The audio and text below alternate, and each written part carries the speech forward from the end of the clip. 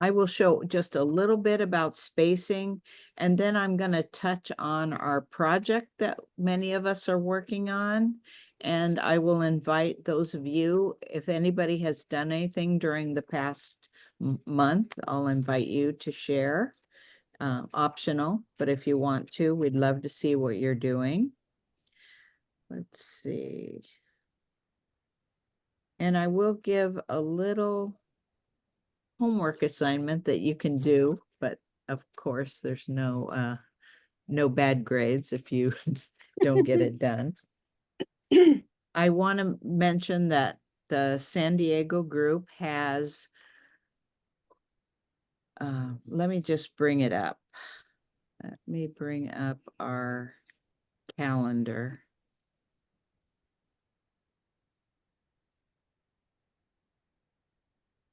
Can I ask you a quick question? Sure. If you don't log in, do you not get the recording, or do you have to log in to do that? Everyone who is registered will get the recording. Okay. Because okay. we have so many members in different time zones Yeah, that okay. we don't want people to miss out. Okay, let me just bring up the calendar. I'm just going to go through this really quickly. I'm going to share my screen.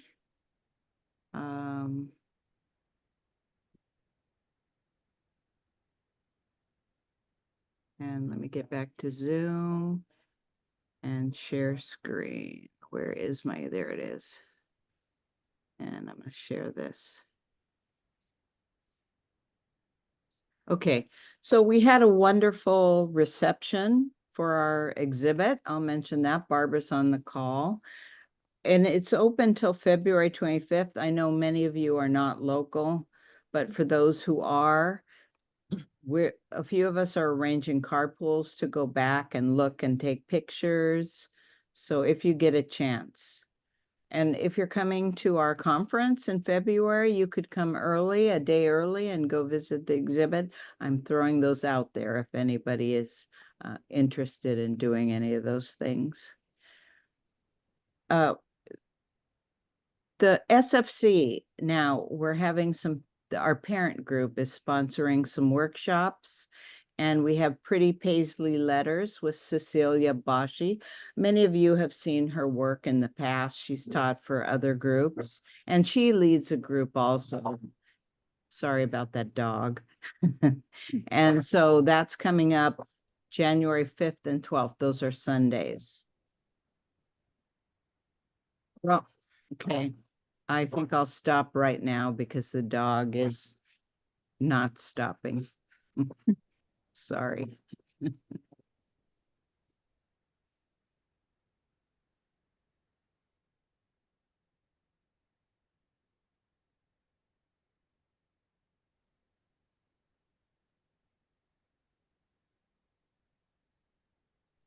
I may have to go put him in the garage.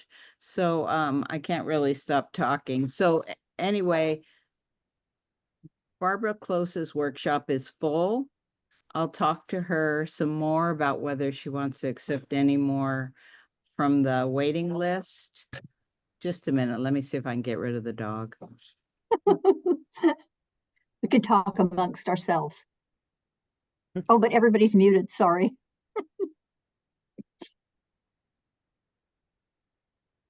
He's not being a good honey bear at the moment.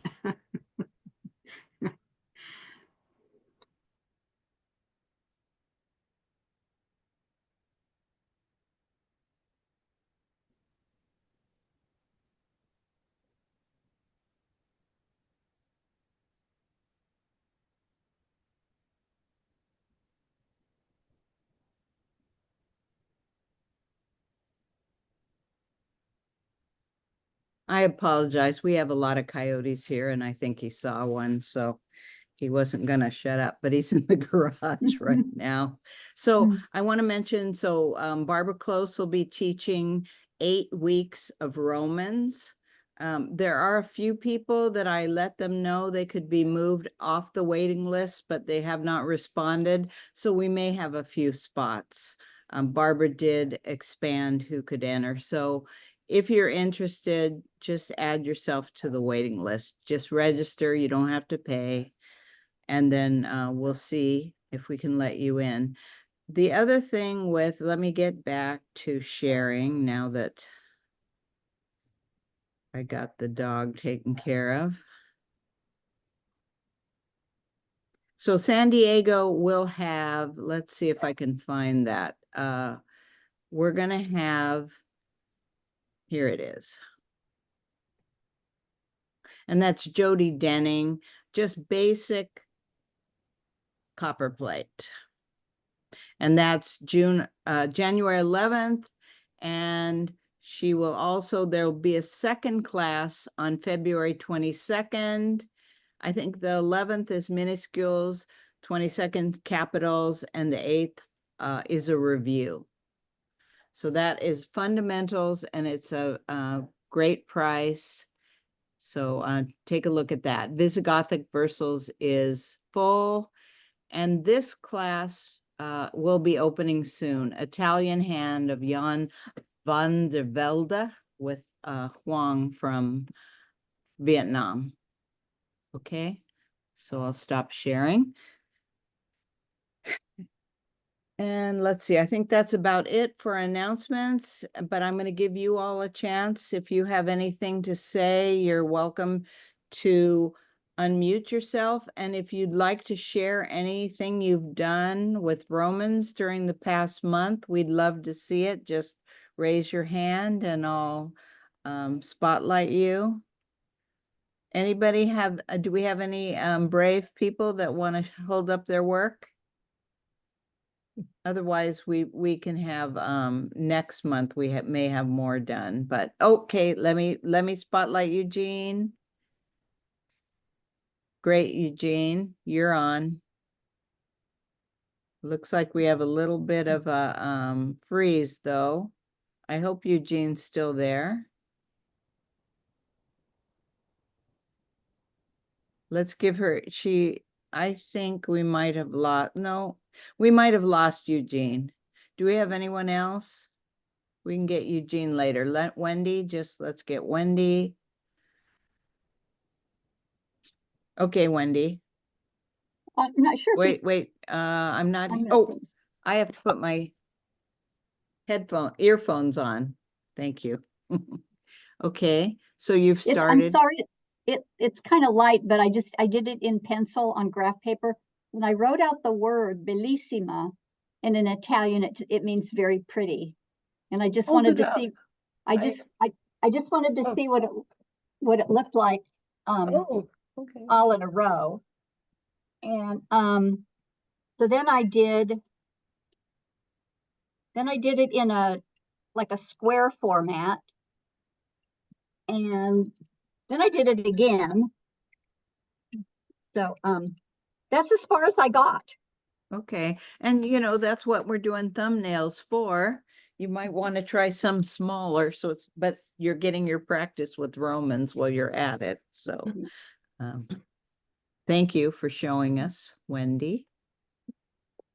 Okay, anybody else? Oh, Eugene's back. Eugene, you want to try again? I was just doing some thumbnails. Okay, great. You disappeared, so I'm got you back now. Yeah, my Zoom just died. So I haven't Okay. decided on what I wanted to do yet, but I've put some Okay, great. They're a little blurry. thumbnails. We have a problem with the picture, but we So can do you need see. me to put it up again? Well, your picture went away before completely, so I'm not sure. I think I got it's frozen, disconnected. huh? But I think it's like kind of mirrored, so Yeah, so we can see you've got quite a variety. Oh, there it is. We got it now. Thank you. Quite a variety you've got going on there. And there's a few in there that I would pick as favorites. I haven't decided what I want to do yet. So Yeah, quite beautiful. Thanks for sharing.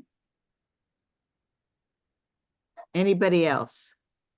Kristi, it's Okay. Yvonne. Okay, just a minute. I'll spotlight Yvonne.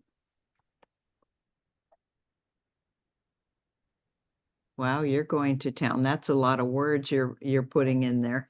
Yeah, it wasn't for this this class. Okay. But it's one of those things where sometimes the best way to learn is just to do it, and then you know how many ways to go right from where you went wrong. Very pretty. I like all the different colors. Very nice. Thank you. So it's basically Romans, but with a lot of variations.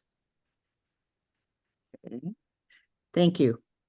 Sorry, something happened on my monitor and I got, here's Eugene again. Okay, anybody else? Okay, Sharon, just a minute. You're muted. I'm unmuting myself. Okay. So every Christmas season, I always do some commissions and I ask people to donate to a charity that I really want to support. This year it was clean water for Africa. So this is a bigger one, like I don't know if you can see it, but anyway, the border is that not Yeah, wanting to yeah. focus? We can Um, see that, the border. Anyway, there you are. It was scripture that somebody asked me to do for her daughter for Christmas. Yay. Lots of fun.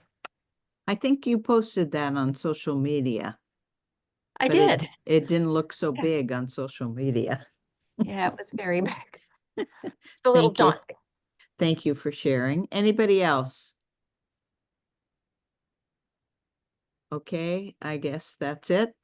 So with that, I'll spotlight myself.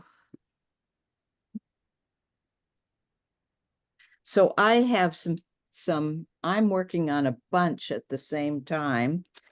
And let me get them out. And plus I wanted to talk about some of the things I've learned for doing these. So let me pick those up.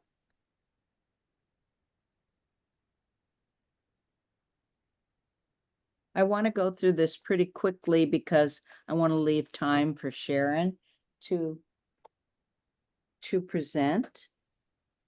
But I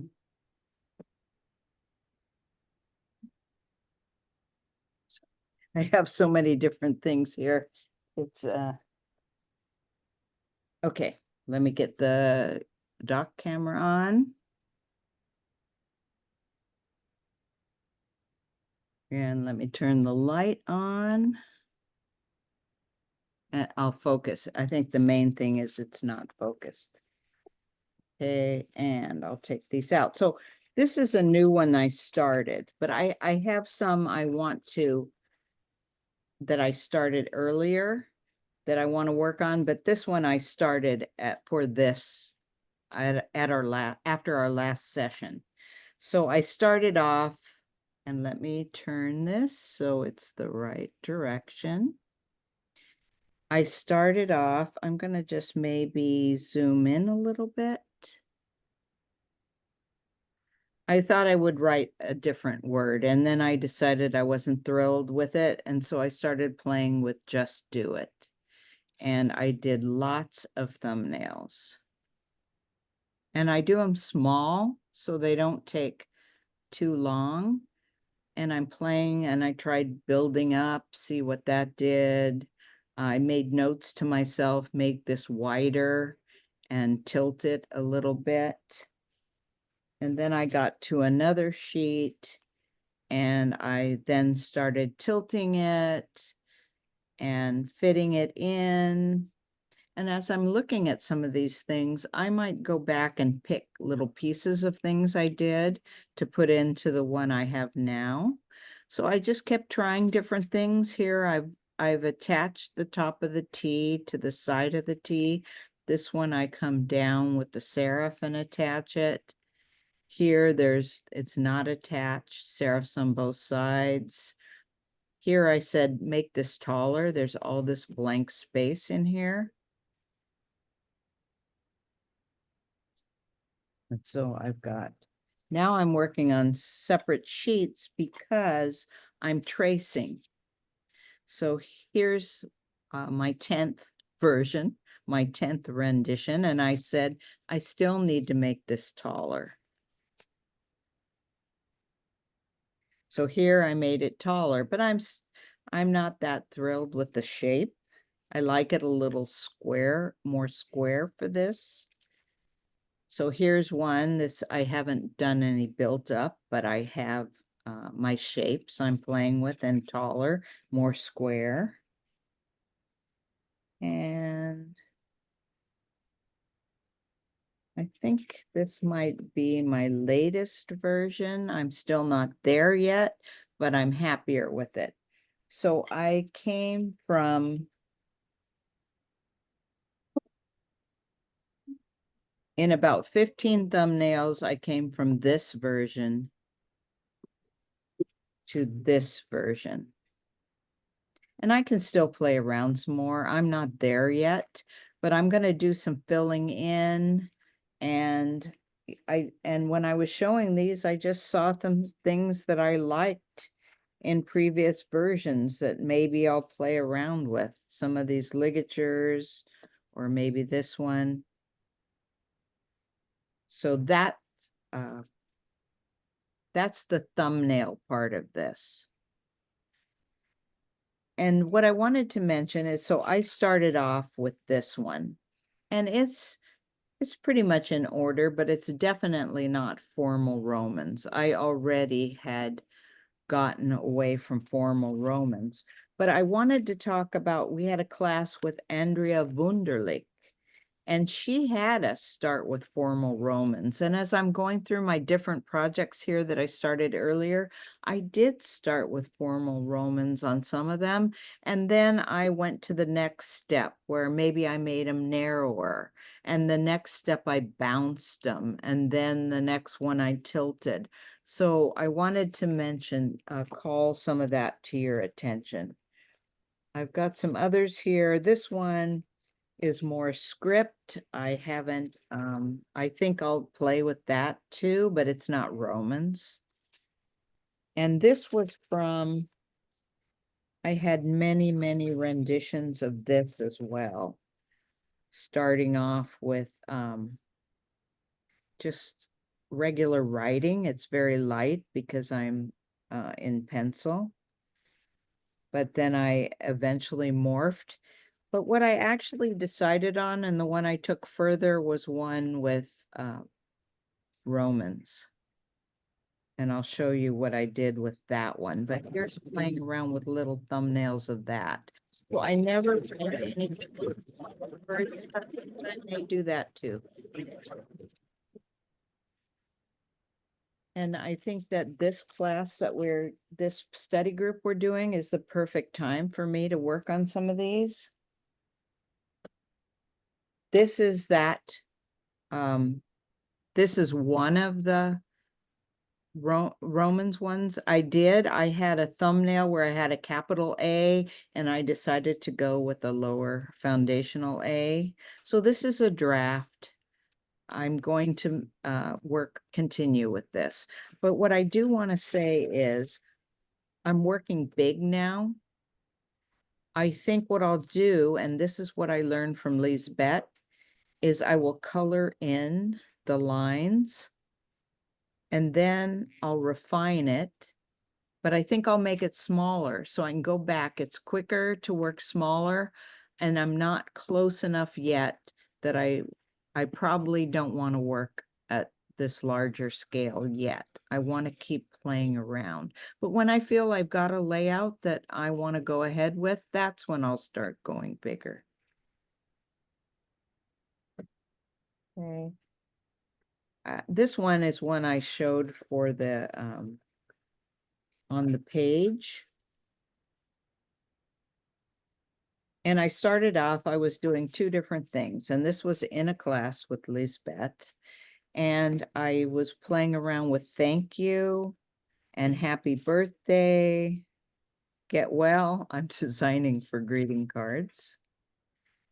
And I I don't have all my interim pieces here, and I didn't exactly follow what Liesbet told me to do, and now I'm going back and I'll show you what I'm working on, if I can find it in this pile here. I did outline, and then I just thought I want to keep working on layouts in her workshop so I can get her critique. I didn't actually finish anything but the thank you. I colored these in with colored pencil to see how I liked the color.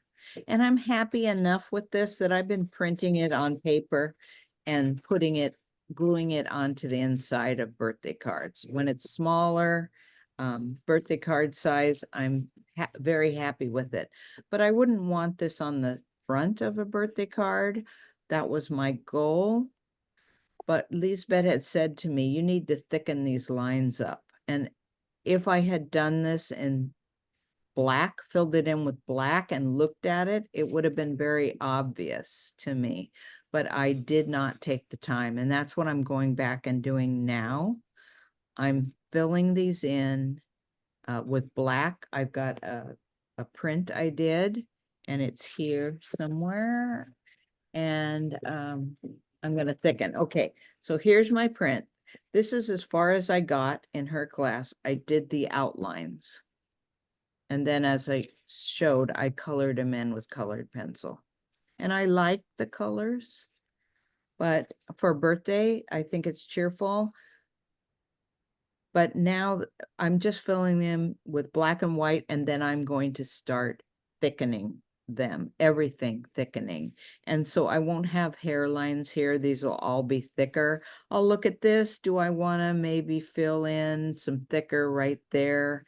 If this were copper plate, I'd be pressing and filling in. So this is all things, or maybe I'll fill in this part. These are all things I'll play with. I'll fill it in.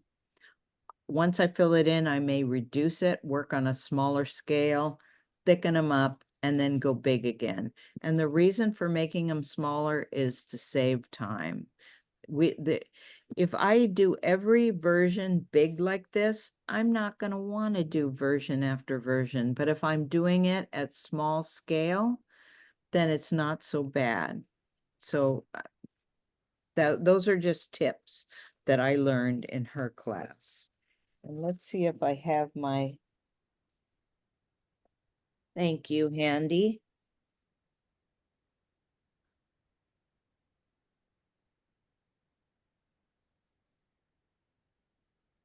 Couple more things.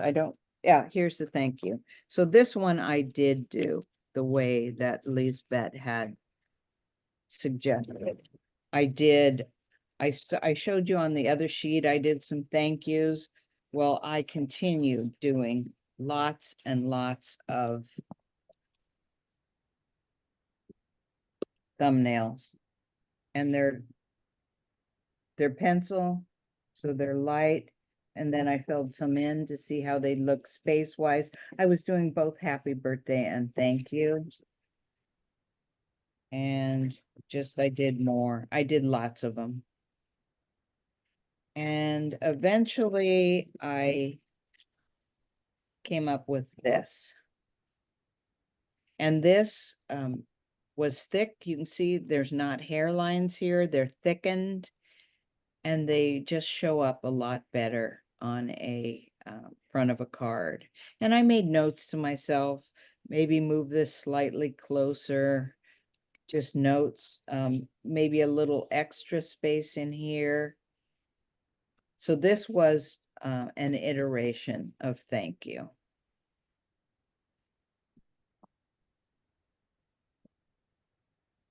And I'm going to show you some of Liesbet's own work, just as the last thing with this. But the way she works is she does the small thumbnails and she perfects it small. She enlarges it, clean it up, and then makes it small again if she needs to continue with it. Because the small, I'm going to turn off the light because we've got a glare. The small is just so much easier to work with. And sometimes it's easier to neaten it up and clean it up when it's bigger. So you go back and forth as you need to. And the way we did that in her classes is we would just set the printer to a percentage.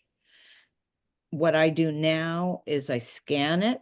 I have a scanner, an all-in-one, and then I'll print it at a smaller size. So whatever tools you have, but whenever we had her workshop somewhere, we had a printer and we just simply printed it at a smaller version.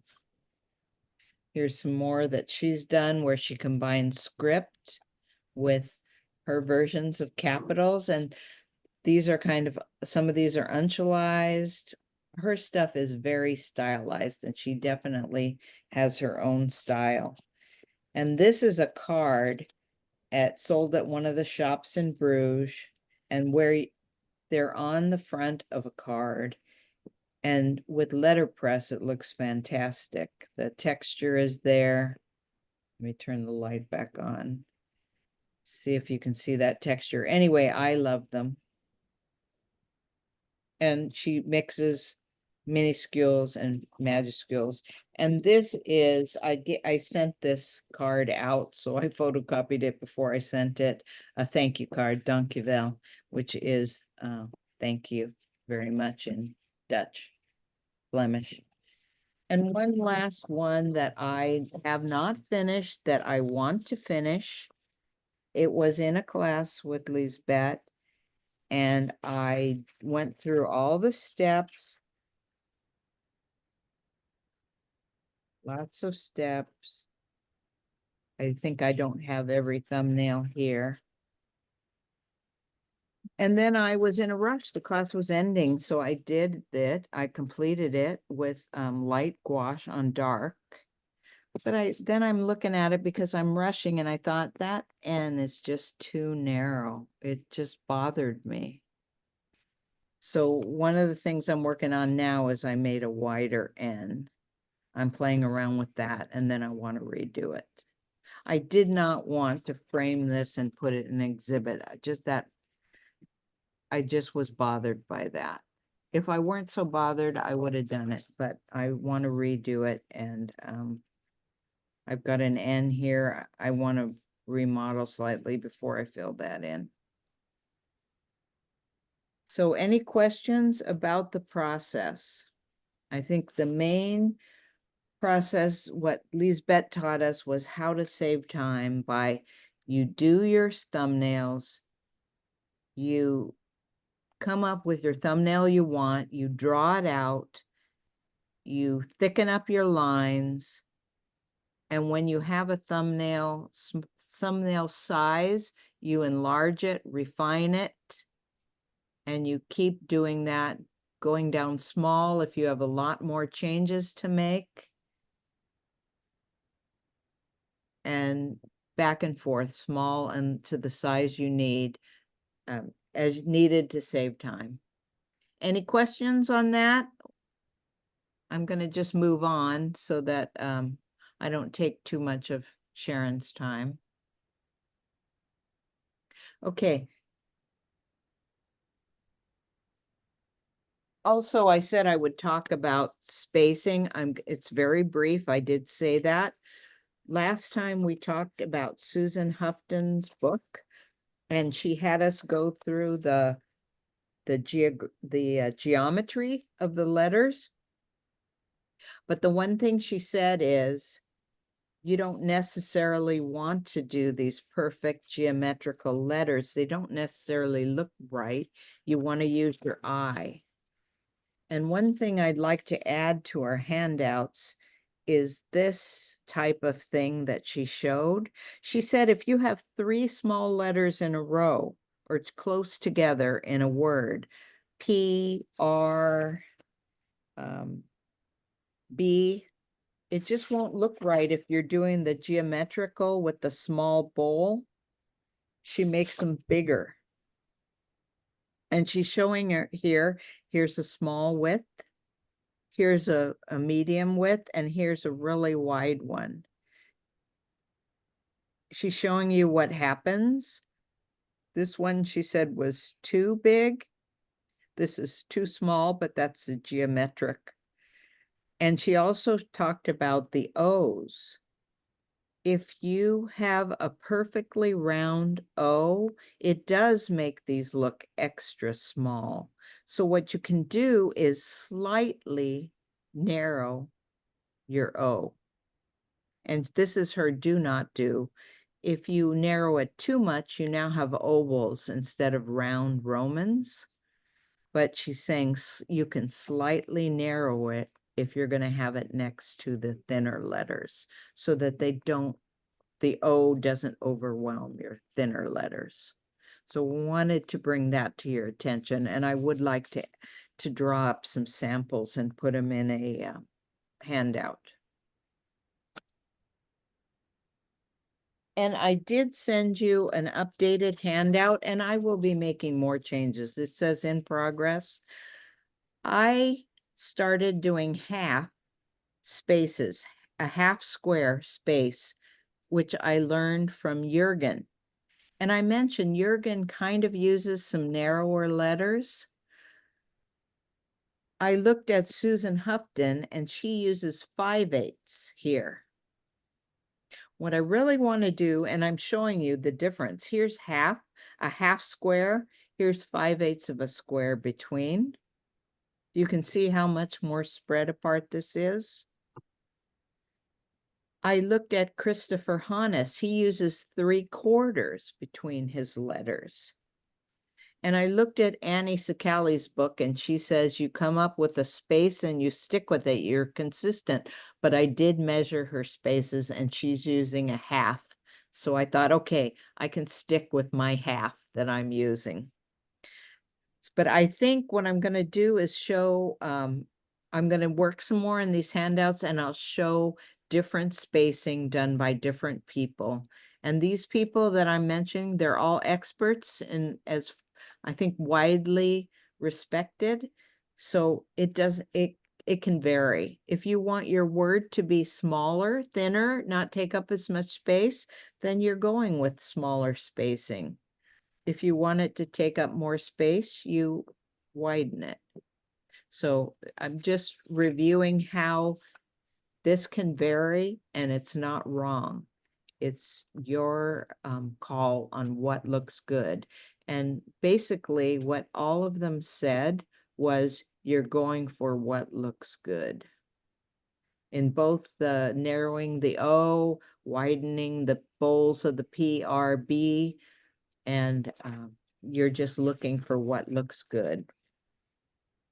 And with that, I'm done with what I wanted to present because I want to leave more time for Sharon, but do we have any questions? Did you consider anything with Peter Thornton spacing? Because Yes. Yes. Peter, Jürgen learned from Peter. Okay. So when I show Jürgen's, I'm kind of showing Peter's, but what I will do is I will go back and I will add this. Last time I reviewed Peter's and Jürgen's, and I came up with the 1/2 inch. But you know what? I'm going to go back and look at Peter's again.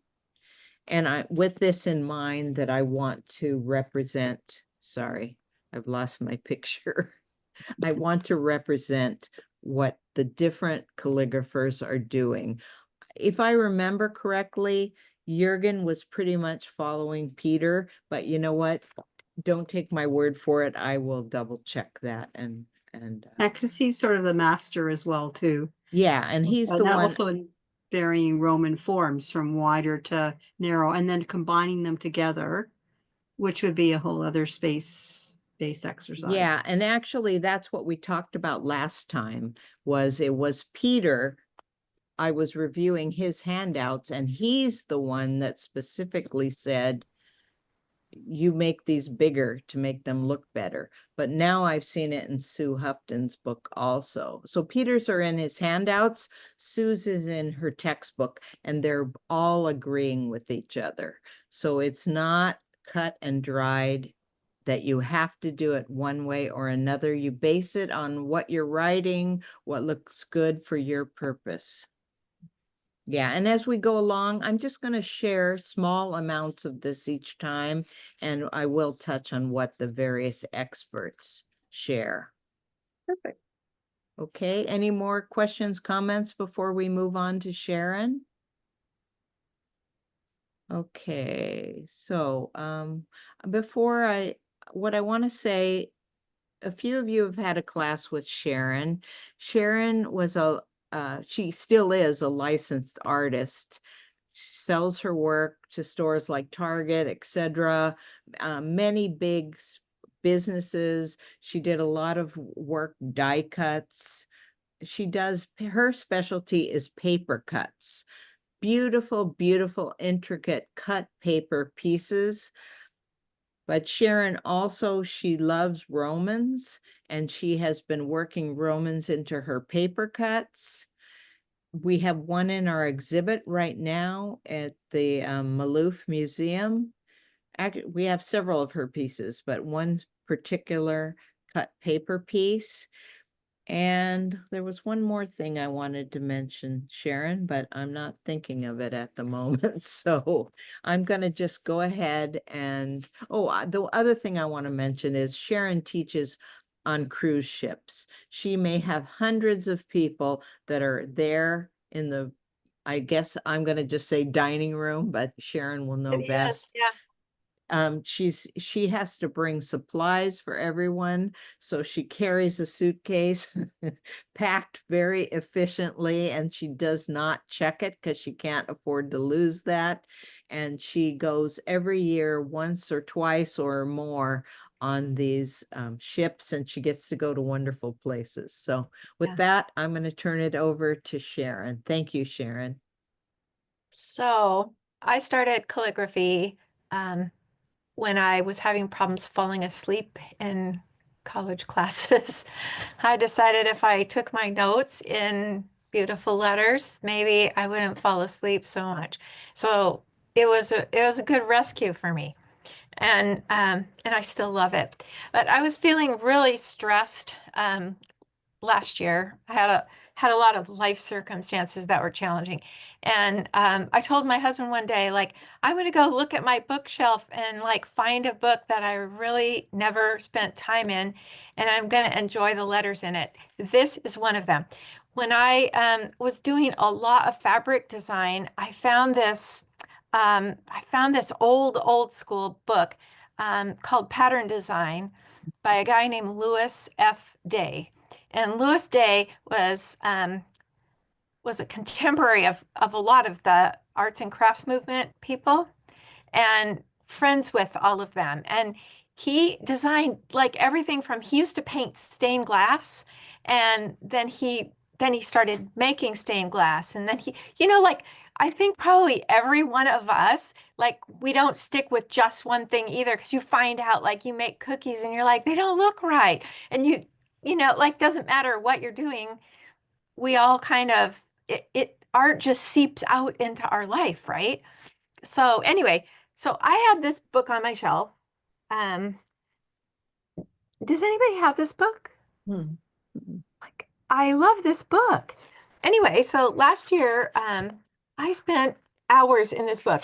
And the beginning of this book, he talks about the history of lettering. And I've read other books, but this one is really different.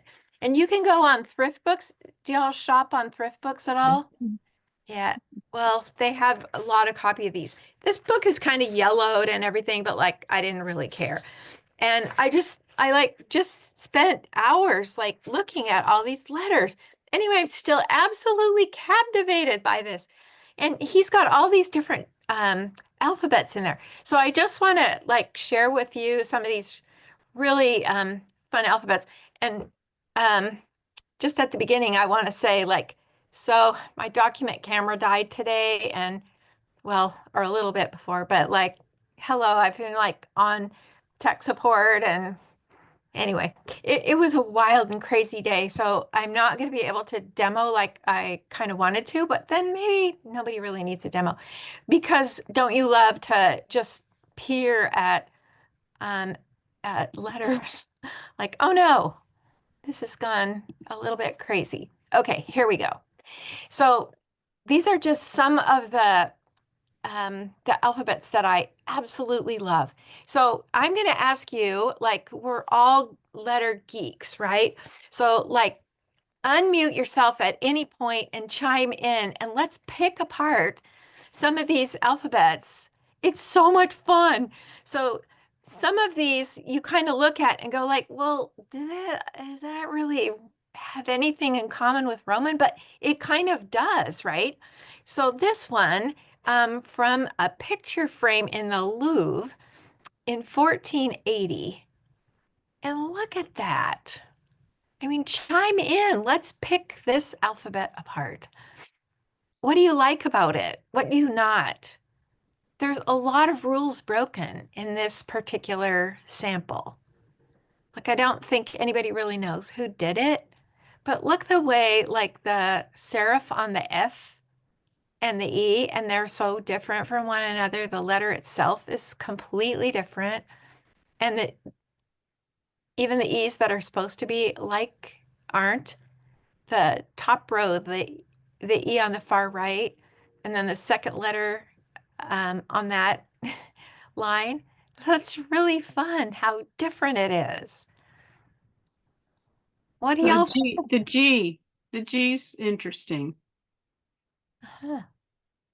What do you like or not like about it, Susan? I don't like the lower part. For some reason, it just doesn't work for me because It it gets looks like confused. it with looks the- like they took the C above it, Yeah, played with it. yeah. No, it's not quite there. I like the Got it. K. The K looks fun Very fun. to see that curve down like that and up. Yeah. To me, for all the nuances that different letters have, like the K and uh, M, or I mean, several of them, I just don't understand the why. No, I concur with Yeah. that too. It's too This looks like- elongated. Yeah, It's completely unsuccessful. yeah. Anyway, I think it's really fun. This one, I also thought, this is fascinating. This is in 1570. And I mean, it looks like it could be sort of Rorschach. I don't care for it, but it's fascinating, right? Mhm. At least for me, it's fascinating. And here are letters that he, I don't know why, he grouped these all together, maybe because they were a similar time frame. But some of them, I just wonder what they were thinking of. Let's look at the one on the top left from a Yeah. brass. Sharon, can I ask you to maximize your screen with the green dot? It's not. Okay. Okay. Yeah. It's not, Thank it's not working that way. I'll try it with this Okay. one. Thank you. Oh, there we go. Yeah. So, the top left one. Look at the H's and the G's. It's crazy, right? I don't care for it, but it's really interesting to wonder who made that and what were they thinking of when they did. Like that, and the way that it's weighted is like really crazy, right? So were these exemplars, Sharon? These are exemplars from Louis F. Day's Alphabets Old and New. But then were they done like this in the 1500s, or did he take the letters took- from the Took the letters from something else. Yeah, like and in then this put it case, from together. brass, and put them together. Yeah. Okay, all right. What I notice is that upper left alphabet, the N, that's one that Andrea Wunderlich used a lot. She used that stroke with the little half circle Mhm. quite a bit in letters we did with her. Mhm. Very And fun. and we'll spot them in other exemplars here. And then the next one right below it, which was just 5 years done, 5 years apart, completely feels different, doesn't it? There's Yeah. things they share, but it's very different. A lot of these break a lot of rules, right? Effectively or not. We could argue about that point. Kind of fun. So Does then it talk about the scale of the letter forms in where he's taken them from? Are they like little books of hours or larger? Or were they're they just all eliminated? different kinds of sources. Like these two on the left are from they're engravings on metal. And the one on right was another engraving. The lower right and the upper right was incised. So I'm not sure what the substrate was on that. But you can sure see how a lot of rules were broken. If you just take the B's alone and look at how different those forms are, Mhm. look at the shapes of the D, and like I think the one on the lower left is very distinctively different. Like they've broken the rules there, right? There's just a lot of them that don't conform. I just think it's really interesting when we think about if we're going to, vary something, like was it effective or not, and in what way, and what letters were different, and how they come together, whether that's effective. But the D, O, and Q on the lower left all kind of work together spatially. So Mhm. that's maybe why the D got a little bit extended because they were trying to work with. And I'm looking at the two bottom S's and he could flip those Yes, he and could. they'd look like the standard S, but he's got the large on the Mhm. top and the small on the bottom. And the Q on that lower left, the lower right-hand side of that circle of that O shape is a funny. Mhm. It's a little bit funky. It's And just really fun to see it. the R right next to it has that very skinny Mhm. bottom till it just goes down and then out. And the H is really ultra wide. It's really fun to look at these and think if you put those narrow letters together with the super wide ones, I wonder how pleased you'd be or not be. One thing I picked up from the alphabet on the lower right-hand side is that technique of outlining, and then you see things differently than you do when they're filled in. I started putting tracing paper over some of my lettering and tracing the outline of it, and it looks different to me when done that way. So here's a really standard one, Italian from the 16th century. It's so classic. Don't you just love this? I just love that one. Just looks so elegant. Mhm. Yeah, I don't know what the substrate was on that one. And this one's so fun. Like, it makes me think like, oh, how come I don't doodle all the way around things?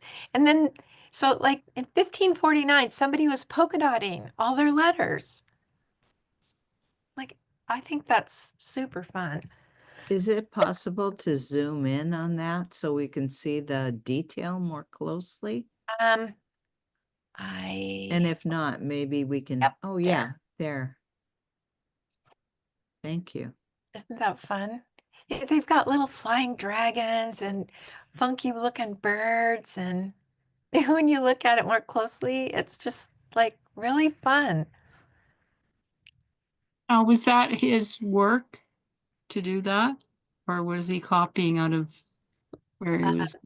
This was from 1549. It's a German piece. Mm. So it has on the lower right-hand side, you can see the initials DH. And so I don't think they know who DH was. No. But I think it's really fun. And it made me think like it would be a great, like when I'm writing a note to somebody, just to take their initial and do something like that. But when you look at this whole piece, you can see how those swooshes run all the way around the page. They're not like individual by the letter. The lines go clear through. Like if you didn't notice that, I think that's fascinating. So they probably took a pencil or something and drew a large swash and the lines intersect, but they've built within that. It's just so cool. Anyway, I So- put on the handout. So there's all that detail, and I've been busy looking at all that detail, but once you enlarge it, I can see like lines of dots within the letters that are also very interesting. Yeah. So, I don't know if anybody knows Brenda Walton, but she's a very close friend of mine. And during the pandemic, we Zoomed a lot together and we started doing letters kind of like that. And then we use those stickles. Y'all know it's like little glitter glue. And we started stickling in the letters like that. It was really fun. It's almost like Sheila Waters too, like her under Milkwood, or she put the pattern behind her Romans. Yeah. I like how on the lower right, they've like cartooned a little bit to take up that gap too, instead of feeling like me, like you have to adjust and make everything work. They didn't do that. And then they're back to the skeletons. So I don't know the time frame on these, but it was fun to look at these. Look at that Q on the second page, a very different descender on the Q. Mm. And it's fun to look at the minuscules and how the proportions are like to my eye, like, wow. I don't know that I would think that works on the lower right. And then here we have more of the outlines. It's really interesting to me. A lot of these people were architects. So I'm not sure if they like ended up incising these into a wall or something. It's really interesting. The Q on the right-hand side is similar to the one you commented on, Kristi. So And look how the J's on a lot of these during like the turn of the century, the 18th to the 1900s, like a lot of the J's on the right-hand lower side have like a little bump. Does anybody know why?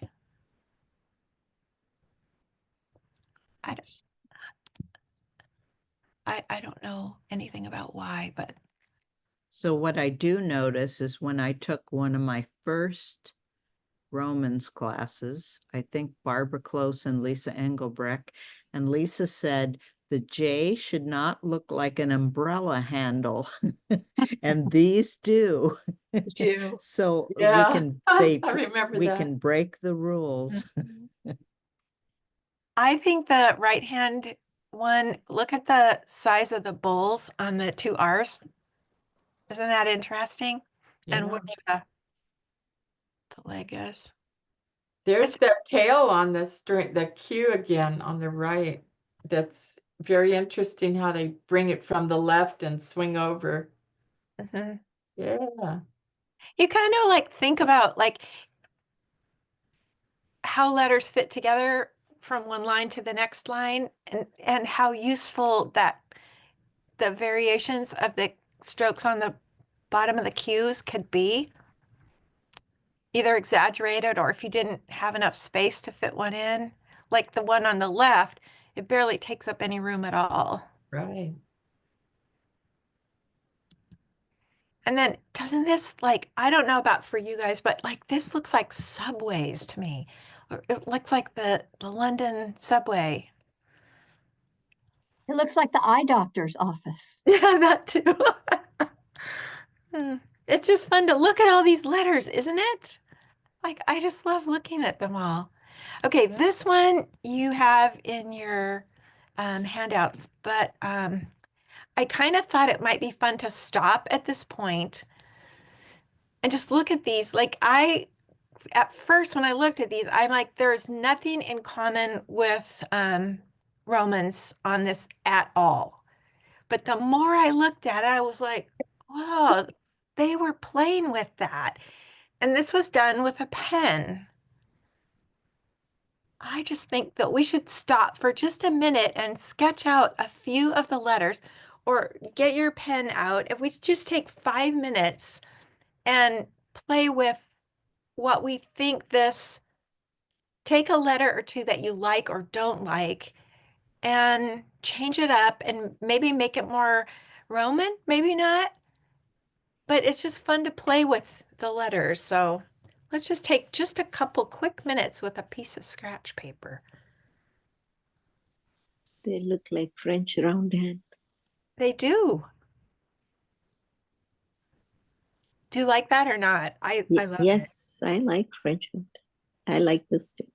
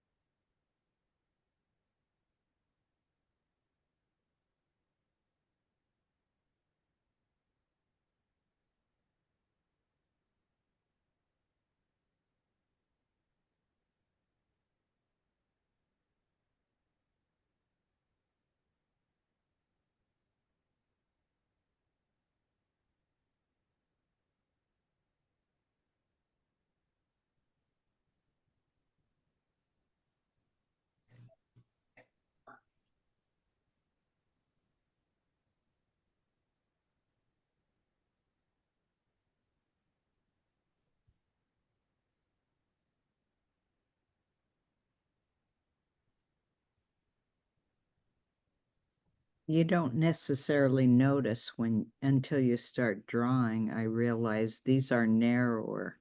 I started to draw my G standard proportions and it's too wide compared to this. So once we draw, we really notice those details.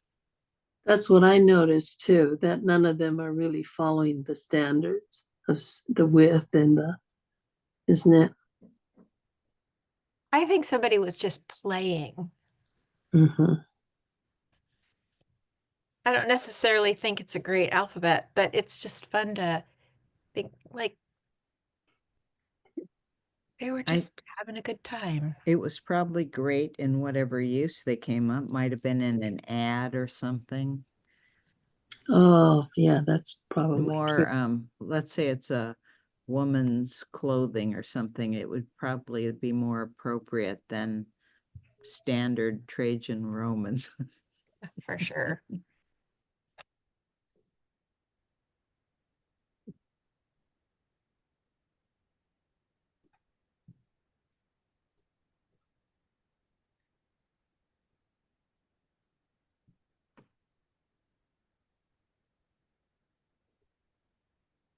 Okay, I can tell you a little something about this alphabet.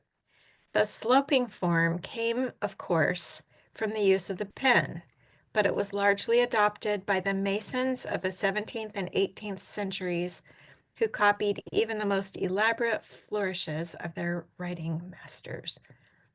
This was done in the 17th century, so the 1600s. So if we buy the book, it'll come with that? That's from a descriptive list of illustrations at the beginning of the book. Okay, thank you. So we take just another minute with it.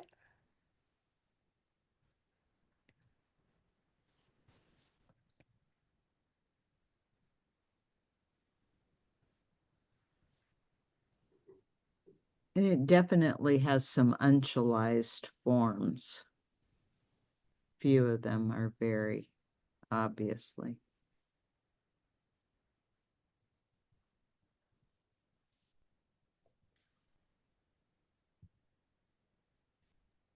And the one thing I noticed, that R, if you put that stroke on the R, it better go under the next letter because unless it's on the end of a line. Oh, there's a lot of them that are just not, I just wonder, like, how would you use that? Yeah, well, I think if you look at the N, that does go under the O, so I think that R is meant to go the same way. I do think the O is really interesting. It seems out of context with the rest of the alphabet, though. Because it pointed. Disappointed. Yeah. It's like an almond. Mm-hmm. Are you guys ready to go on? Or do you need another minute or two? It was an interesting exercise. Yeah, fun, I huh? think the W looks like a lowercase because of the height of some of the strokes. Mm-hmm. It definitely does. It's almost like they were like, oh dear, the top is that swirl on the right-hand side is the top. Oh no, now we have to make sure that we keep it short. It's kind of fun. That W looks like it's fending off a blow or something. So true. Aren't letters fun? Okay, this one I thought was also really interesting and kind of inspired me to take just a felt tip marker and mess around with a letter like that, this kind of letters, in addressing envelopes because it's so quick and kind of quirky. And it almost looks like really, really modern. But actually, this is from a book called The Pen's Transcendency, a writing book by E. Cocker in 1660. Cocker was so emphatically the English writing master of his day as to have given rise to the phrase, according to Cocker. Lewis F. Day suggests we consider the one we had just prior to this with this one. I think they're both they're like really free spirits, but completely different. I can see those as capitals when you're writing, and then you'd use more standard plain minuscules. Mm-hmm. Yeah, I've really had fun with this particular page. It's on page 134. If anybody, does anybody have this book? Well, go on thrift books. Kristi will get it soon. You wouldn't be sorry. I have to check my bookshelf. I might already have it.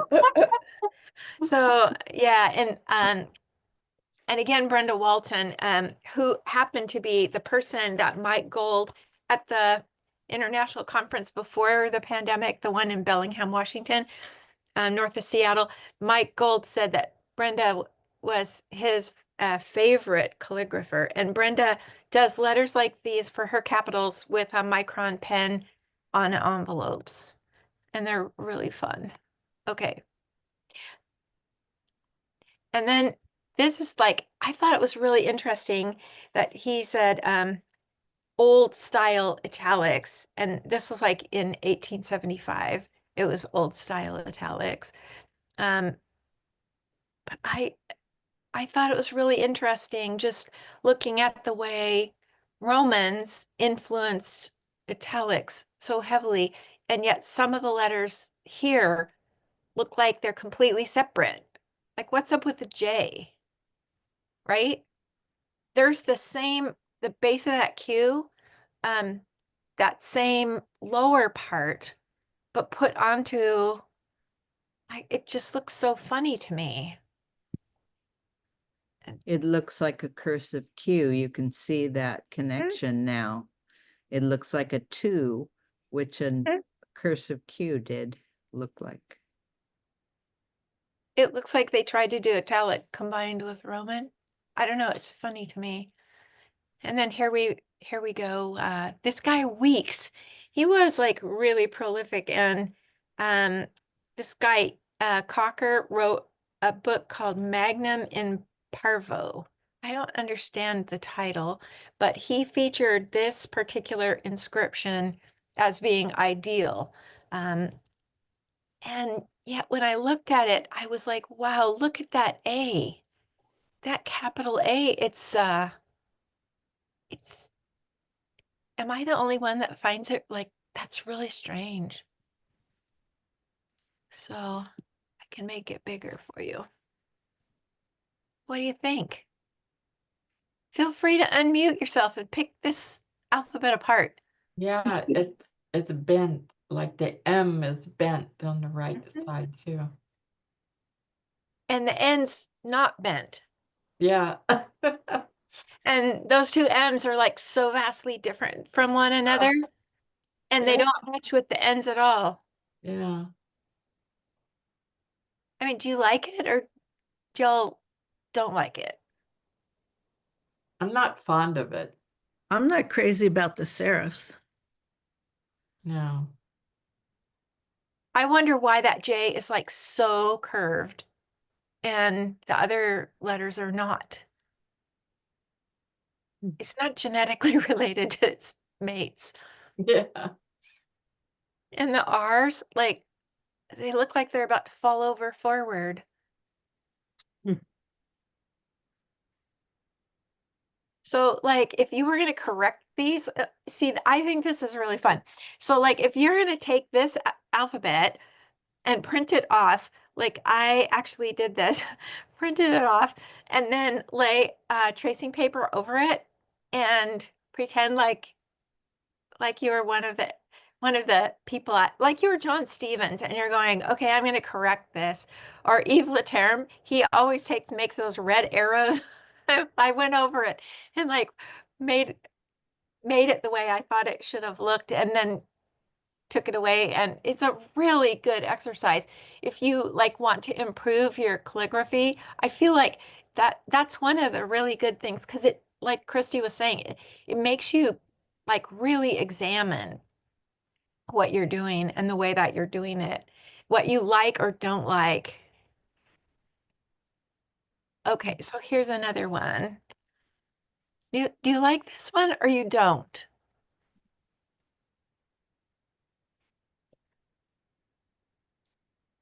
It's Parisian, early 18th century, so like 17 something or another.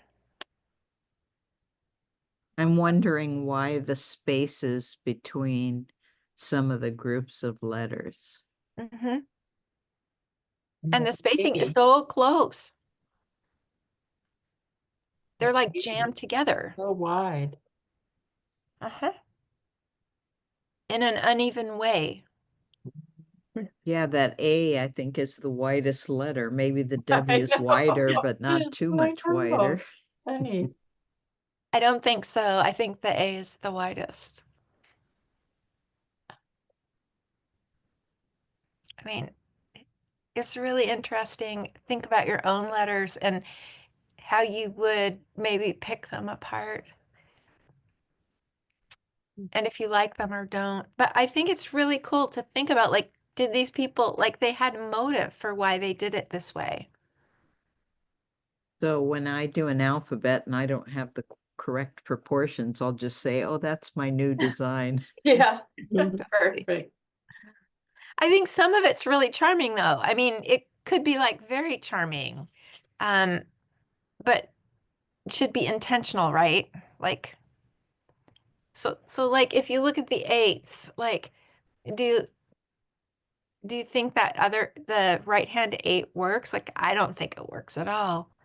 But if you look at the twos, like, which of the twos do you think you prefer and why? And then thinking that this is pen work and this is prior to when anybody could correct anything. So this is how it was, right? That 8 was like that in a previous example Mhm. with the top, Yeah, Wow. that's interesting. yeah. I like the way the date's written, Mm-hmm. with the So overlapping. if you think about the spacing, that's like an example of something that was breaking all the rules and it really worked.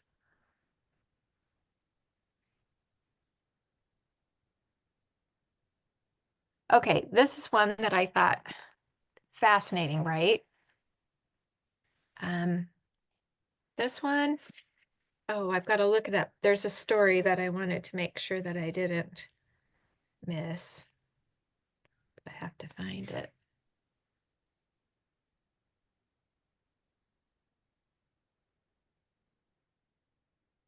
I think this one is from a special section which says it's in which the influence of the implement employed is not so evident.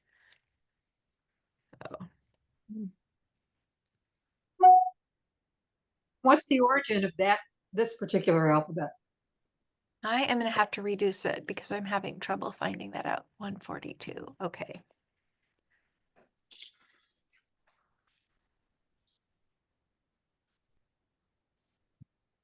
So this is English italic from inscriptions on monuments in Westminster Abbey. These were letters cut in stone in imitation of penwork, not characteristic of a chisel, executed in 1665. Thank you. I can imagine these would look very interesting inscribed in an old stone building. I was looking at some of these letters, like the H and the A and the E, and wondering the E on the top row, and then the E in the word architect, and the E in the word alphabet, and then down in penwork, they're all really different. I thought this one might be a fun one to take a few minutes and play with too, like just to see how would you use them. And why is the PH joined there, do you think? In alphabet. It's a good question. What do you think? Doesn't relate to anything else. And it doesn't even help balance the line. Yeah, I even wonder about all those lines. How did they position those lines? And why? I do like seeing that they made the second A higher to I can see using that thought process in Visigothic versals when we come to that class. And also the way that the two A's fit within each other. That's really interesting. The way those A's nest. Yeah, that's it exactly. So what do you think about that M on the second line? Actually, both M's. What are those curves? I don't know. Anybody have any ideas? What are those shapes above the M? Maybe an accent. I don't know that the English had those accents, but Well, it kind of repeats that shape, like the spine of the E on the top row, and the S's, and the Y and the X. And I think it was an excuse to put it in that letter. But I don't care for it. Well, it's on the top, like to the left of the top of the A on that Anne. Mm-hmm. Now, could it be that it's an exemplar for the stone cutters? So that could be used for a flourish and just put it there for placement and not really have any meaning. That curve or the ones on the M. I used to be a jewelry designer, and I loved to engrave inside bracelets and bowls and stuff like that.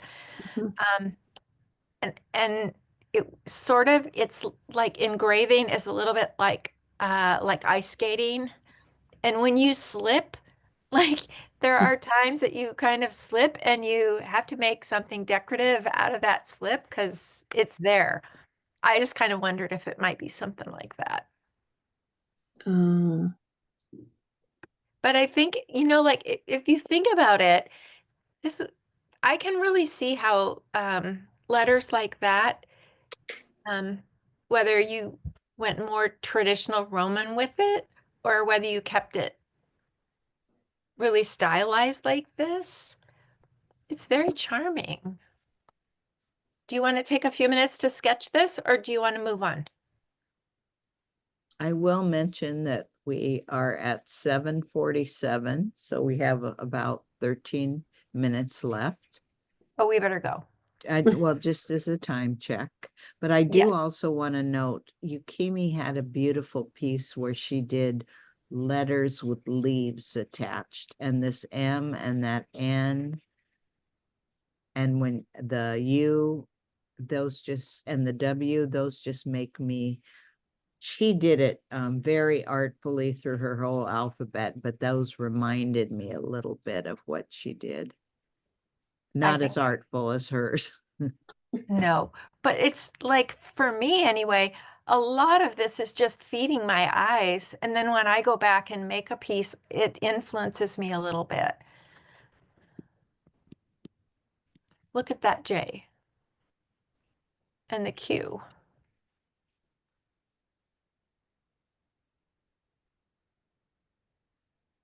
And this one is Louis F. Day just playing with his pen. And I think this is really fun. I mean, again, it's not really Roman, but you can see the influence of Romans and how fun that was for him. He designed this inspired by the period of Louis the 15th.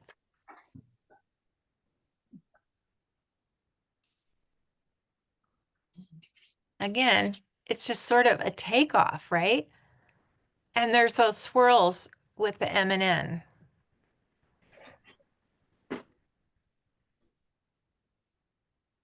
And that's Louis F. Day playing again with the proportions completely upset.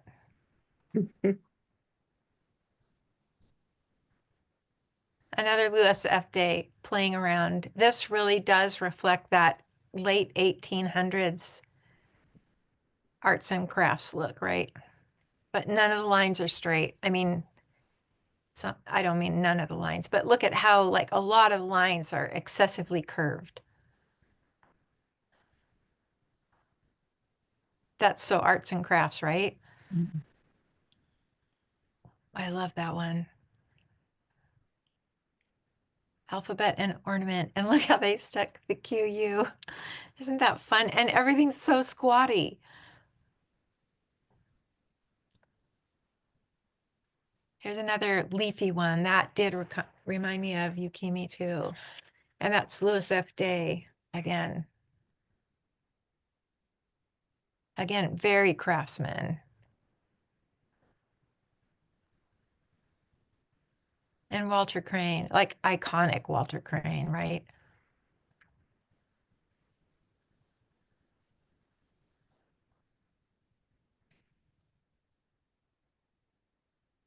The F, the way that F on the left curves down like that. I don't like it, but it's really fun to look at it and figure out like, no, whether you like or don't like things. This would be fun to play with on an envelope too, wouldn't it? I mean, that looks really kind of contemporary to me, but it was actually, see if I can tell you the actual year. Modern pen letters from 1874. And Romans put into a way that you could embroider or make lace out of in the late 1500s. Carved in wood, 1638. It's just fun to have, like, this book is so fascinating because, like, to me, this does not look like the early 1500s. But that's so fun. Can you just think if you had your paintbrush out and made these? And all the ampersands. Oh, Okay. So Kristi, tell me how I get out from it being so, Near the top, there should be a stop share. no, I want to go the other way. Okay. Oh, okay. I wanted to, this is the same ones from your handouts. So we might be like getting near to the end. I might not have any time to go over these, but I do want to stop at a couple of them. Just, You have 8 more minutes. oh, good. So I'm going to swing on up to the top of it. This is like the beginning of the book. He's got a lot of early inscriptions and the development of the Roman caps and like how heavy they were, how excessively heavy they were. And then how he's talking in this book about how in that era of the 10th century was when they elongated so many things. And I went through, if you're not familiar with archive.com, is it .org? Archive.org. They have so many old resources, but Visigothic, it's just so fun to look through. And more things that were inspired by Roman lettering.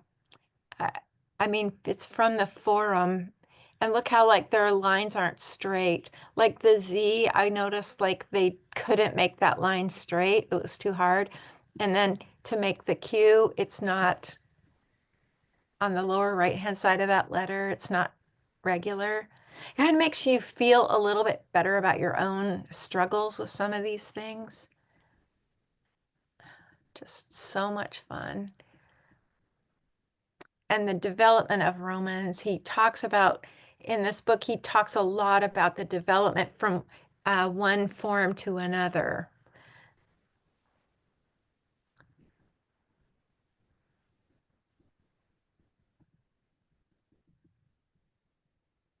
It's just fun looking at them all. German on the right-hand side there. And I don't care for it, but it's really fun to look, right? And the A looks like the Eiffel Tower. And these next ones are fun.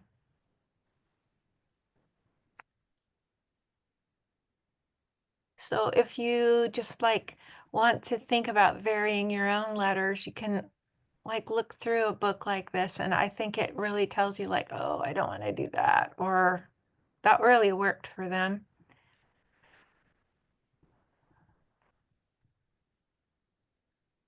Look at the serifs on the left. Louis F. Day. I don't think it looks good at all. I mean, they look like fish hooks. It's interesting how he's showing the I and the J as in one place. Yep. I assume that's what he's doing. Mm-hmm. and no J on the facing page. Yep. And it's almost as if he took the letters on the left and then, okay, one thing I've always done in my work, and I think it really has been helpful for me, and that is after I finish a piece, I always look at it and think, if I did it again, how would I improve it? Like, how would I do it differently if I repeated it again? And so if he did that with the letters on the lower, on the left-hand side, and then came out with the ones on the right, I think they are an improvement. And then here's that one that's just so exaggerated that we looked at. We also took a peek at this one. I wanted you to have this one just to play with, because again, envelopes, right? It's to be a natural for an envelope. And then this is a list of a few of the books of his that are really fun. And on Internet Archive has lot of his books as well. And this one that I listed, it's not predominantly Roman, but it's just really fun to look at. And Margaret mentioned archive, and Sharon, you sent me the link to this book in the archive, so I will include that when I send out the recording. So the archive is where you can look at this for free. It's And on a the screen. lot of other books too. A lot of books that are like you could never afford to purchase are on there. And lots of calligraphy resources. And I was reading one the other day that they give recipes. Like Kristi and I, when we were in Chicago, saw a Kristi, how old was that book with the recipes? Oh my goodness, it was don't like remember. 16 something. And it's really fun to look at those old recipes and see what they use like for gilding and stuff like that. Anyway, there you are. It's all on archive.org. So that's what I had to share. I hope you enjoyed it. Thank you, Sharon. You. You can stop the share, and then people will go into gallery view. And so let's see, I'm gonna remove spotlight from Sharon. Do we have any questions for Sharon before we move on? It was like Christmas. Like little tidbits of little Christmas gifts. Thank Really, you for that. really fun, huh? Yeah. That Yes. was cute. Yeah. And I could see if we didn't maybe go for it, like you said, that German alphabet, you didn't necessarily like that. But I could see maybe taking some of those features for a special thing you're gonna do, and you could just use one of those features you saw and work it into whatever you're doing. And exposing ourselves to different letter forms, just to make us, I don't know. Well, there's different ways of being rich, right? And one is financial, but I think like having access to all these priceless works online, it just makes me feel wealthy beyond measure that we can actually like access them anytime we want to. And I also I don't know if anybody else has, but like all the stress in the world around us, just crazy. And if you can just go online and look at archive and look at all those books, it's just takes you away in a way that's just so delightful. It's like a little vacation for free. So we're talking about whoever wants to can do a project, and we talked about using Liesbet Boudens as inspiration there, but you don't have to do that. You do whatever you want. But I could see, I could look at some of those alphabets and get some ideas. If I look at Liesbet's work, she has some wonderful quirky things that really work for her, and I could pick some quirky things out of these alphabets that I might work into my own. I also would like to challenge everyone, if you want to, take one word, it could be a short word, and do the half square spacing between, and try one with a 3/4 or 5/8 spacing, and just see which you like best. So a couple ideas to work on during your holidays when you have nothing else to do. Any questions from anybody else? Questions or comments before we let everyone go? So it's really interesting. Thank you. Yeah, I found it interesting too. I just wondered, did they ever do any color, or is it all black and white? I'm sure they did it in color, Yeah. but the book was made when they were just doing black and white. So I didn't have access to the color. Yeah. That's lovely. Thanks so much. Okay, so unless we have any more, I'll go ahead and close this, and then once everything finishes processing, I'll send it all out, the recording and the links, and you have the handouts. I'll repeat the handouts, the link to the handouts, and you've got Sharon's additional links she included in the handouts. So with that, have a wonderful, happy holidays. Thank you. You too. Thank Okay. you. January. Thank you. Thanks, Yeah. bye. Yeah, our Thank next you. one will be in January. We'll post that on the webpage. Right. Thanks all for See you then. coming. Bye. Bye. Thank you.